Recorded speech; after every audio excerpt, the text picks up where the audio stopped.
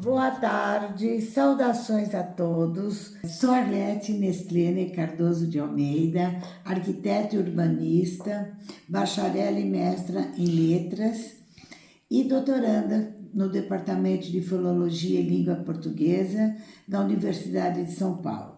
É uma grande alegria participar dessa cerimônia e poder compartilhar um pouco do meu trabalho com vocês. Gostaria de iniciar agradecendo, primeiramente, ao Seminário Interinstitucional de Onomástica e ao Júri Internacional pelo reconhecimento da minha dissertação com o prêmio Inácio Guzmán Bittencourt.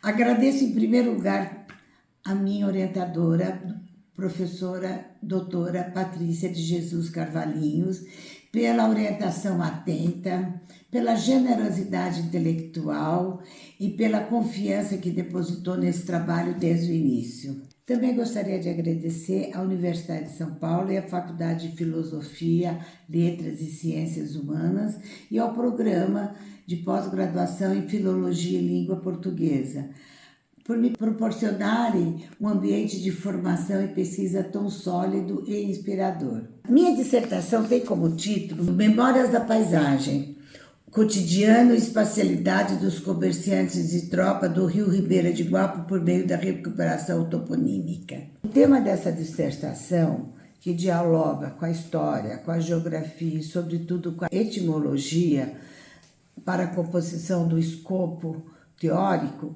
é a toponímia do Vale do Ribeira, território localizado ao sul do estado de São Paulo, na fronteira com o estado do Paraná. O objetivo é o resgate dos condicionantes históricos que o processo de investigação toponímica alcança, uma vez que os dados linguísticos costumam corresponder aos dados de formação histórica de uma região. O estudo se desenvolve no Vale do Ribeira. Nessa região, a planície litorânea é recuada, alargada, em função da bacia hidrográfica do Rio Ribeira de Guape, que alimenta com suas águas um rico estuário com baías, praias, morretes. O rio percorre uma grande diversidade de ecossistemas do bioma Mata Atlântica, até desaguar no Oceano Atlântico, no litoral sul do estado de São Paulo, perto da cidade de Guape. O Vale do Ribeira de Guape era habitado originalmente por povos indígenas de origem tupi. A região, nas primeiras décadas do século XVI, foi porta de entrada de exploradores europeus, principalmente portugueses e espanhóis, à procura de metais preciosos, provocando o surgimento de diversos arraiais de mineração na Baixada Litorânea e originando o primeiro ciclo econômico da região, o do ouro. A exploração mineral na Baixada Litorânea do Vale do Ribeira avançou serra acima, rumo ao Planalto de Paranapanema, através das cavas dos rios e de antigas trilhas indígenas, estabelecendo rotas terrestres e fluviais que compunham uma malha de caminhos que se interligavam aos portos da planície litorânea. Do século XVIII, com a abertura dos caminhos do sul, estrada que conduzia as tropas de animais e de mercadorias do Brasil meridional às feiras de Sorocaba, as viagens de canoas e de tropas na região se intensificaram, originando o segundo ciclo econômico, o tropeirismo.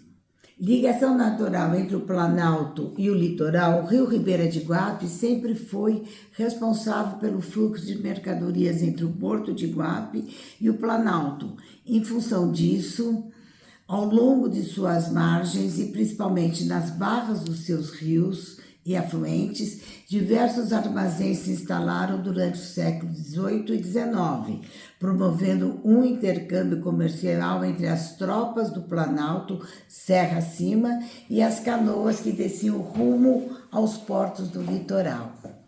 O ponto de partida desse estudo foi um acervo de documentos manuscritos descobertos em 1998 durante a restauração da sede da Fazenda Passagem, uma edificação histórica localizada nas margens do rio Ribeira de Iguape.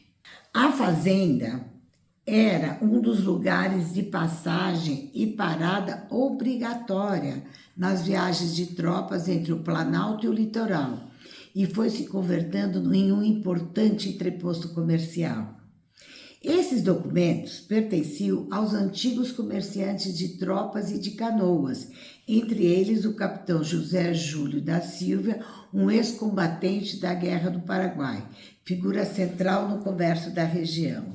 Um material composto por borradores, livros informais de registro comercial, escrituras públicas de bens imóveis, ofícios, croquis, mapas, diários pessoais, cartas pessoais e comerciais, revelou um verdadeiro arquivo do cotidiano e das relações econômicas e humanas da sociedade local. Além dos documentos particulares, pesquisamos em mapas e cartografias oficiais e outras representações gráficas do espaço geográfico da região e do seu entorno.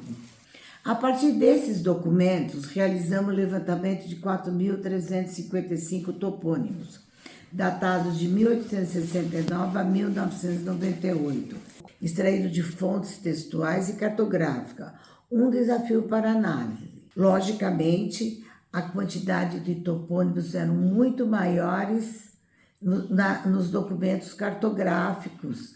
Entretanto, os topônimos encontrados nos borradores, eles revelavam muito mais sobre as condições geográficas, sociais e econômicas, era um retrato do cotidiano. Adotamos uma abordagem matemática computacional, organizamos e categorizamos os topônimos em uma tabela de atributos, assim como fazem sistemas de informações georreferenciadas. Ao cruzar dados quantitativos e qualitativos, foi possível observar padrões de concentração, dispersão, recorrência lexical, variações semânticas e mudanças de motivação ao longo dos séculos. Os nomes de lugar revelam a forma como a sociedade do Vale do Ribeira se relacionou com o seu território e com a natureza. Essa abordagem inovadora associa análise qualitativa e quantitativa, permitindo compreender a paisagem como um sistema dinâmico de signos e consolidando a tecnologia como aliada dos estudos toponímicos. A pesquisa revelou que o rio Ribeira de Iguape e sua rede de afluentes constituíram o eixo vital da ocupação e da comunicação no sul paulista. Os topônimos desvelam dois grandes ciclos econômicos, o ciclo do ouro, ligado aos arraiais de mineração do século XVII e XVIII, e o ciclo do tropeirismo, que integrou o comércio entre o Planalto e o litoral por meio de tropas e canoas. A leitura dos nomes revelou também uma impressionante camada de memória social. Os topônimos funcionam como marcos da experiência humana, guardando informações sobre as atividades produtivas, além dos descritivos da paisagem e até mesmo das emoções e crenças do denominador. A coexistência de topônimos de origem indígena e portuguesa evidencia o diálogo entre culturas e o processo de formação híbrida da região. Os resultados contribuem para o resgate histórico e preservação da memória do Vale do Ribeira, mas também para o reconhecimento da importância dos nomes do lugar, não apenas como patrimônio histórico, cultural e linguístico, mas também como um dado técnico. O topônimo é importante elemento a proporcionar pistas a quem busca entender de forma mais aprofundada as dinâmicas do território, como os arquitetos, geógrafos, urbanistas, planejadores territoriais, paisagistas, tomadores de decisão e gestores públicos, dentre outros. O instrumento computacional fortalece a capacidade de pesquisa, ampliando e potencializando os topônimos, como peças fundamentais para a compreensão da história da paisagem e da relação do homem com seu lugar.